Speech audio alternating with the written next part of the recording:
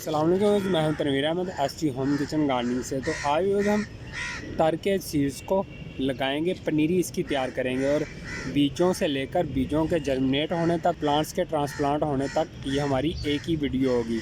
ये मैं ग्लासेस के अंदर पनीरी तैयार करने लगा हूँ। ये मेरे पास गाय का गोबर और कंपोस्ट मैंने मिक्स करके रखी हुई है इसके अंदर, और इन्हीं को मैं डालूँगा ग्लासेस के अंदर। हल्का हल्का से आपने ऊपर से प्रेस कर देना है। अब हम रखेंगे बीज, कवर कर दूंगा।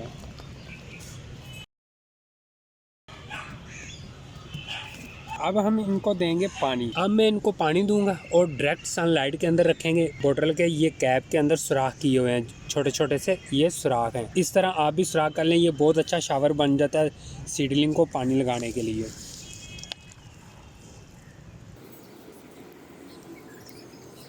ये नीचे ट्रे इसलिए रखी है, अगर मैं नीचे भी पानी दूंगा तो ये नीचे से आसा आसा करके सक कर लेंगे। अगर मैं ना भी हुआ तो बीजों को पानी मिलता रहेगा, नमी मौजूद रहेगी। और इतना ज़्यादा अपने बीजों को गीला भी नहीं रखना, डायरेक्ट सनलाइट के अंदर रखना है ताकि बीजों की जर्मिनेशन जल्द स्टार्ट हो सके। देखते हैं कितने दिनों बाद ये उगना शुरू होते हैं। और हमारा 8 दिन के बाद का रिज़ल्ट चेक करें, अच्छा खासा रिजल्ट हमें मिला है। अब इनको ट्रांसप्लांट करने का टाइम आ गया और खाद भी देखेंगे कि खाद किस तरीके से आपने डालनी है और इसको लगाने का सीज़न कौन सा है। ग्लास के अंदर ये 4 सीड्स फेंके थे और चारों जर्मिनेट हो गए हैं। ये 3 है, यहाँ पे सिर्फ 1 है, ये चेक करें। इस जगह पे और भी थे, वो मैंने निकाल दिए हैं। मुझे एक ये रहने देना था आपको बताने के लिए। हटाते हैं। अभी हम देखते हैं अपनी क्यारी।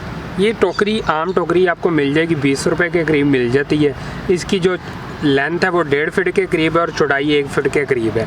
इसके अंदर मट्टी के अंदर मैंने 50% गाय का गोबर और 50% मट्टी डाली हुई है और मट्टी के अंदर मैंने पानी भी दे दिया था 2 दिन पहले। जब भी अपने पौधों को आपने ट्रांसप्लांट करना हो बड़ी जगह पे तो उस जगह को एक दफ़ा पानी दे दिया करें ताकि उसके अंदर नमी मौजूद रहे, पौधा इजीली आगे बढ़ना शुरू कर देता है। इस टोकरी के अंदर मैं 2 पौधे लगाऊंगा, सिर्फ 2 पौधे। इसकी बेलें हमारी बनेंगी तो आप एंड पे देखना कि तरें भी काफ़ी ज़्यादा बड़े साइज़ की हो जाती हैं।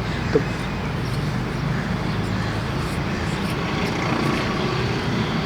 अगर आपके पास इस साइज़ के ग्लासेस मौजूद हैं उनमें सिर्फ आप 1-1 बीज लगाएं या 2 बीज लगा लें। अगर दोनों जर्मिनेट हो जाते हैं तो एक को रिमूव कर दें और एक प्लांट को रहने दें।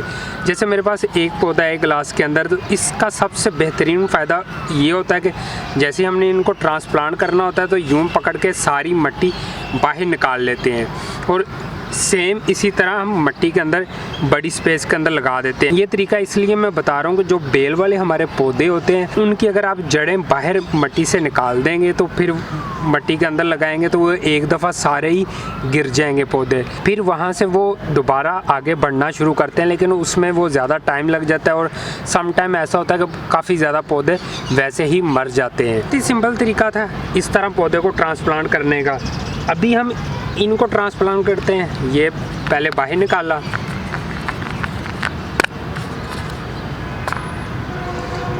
और इसमें से एक पौधा आपने अलग करना है यूँ, और जैसे ही आप अलग करें तो कोशिश करें कि इस तरह साथ इसके मिट्टी होनी चाहिए। और इसको लगाने का सीज़न आज मार्च की 15 तारीख है जब मैं इन पौधों को यहाँ पे लगा रहा हूँ। मिट्टी के अंदर इसके बीजों को लगा सकते हैं। ठीक 5 दिन के अंदर ये जर्मिनेट होना शुरू हो जाएंगे सीड्स।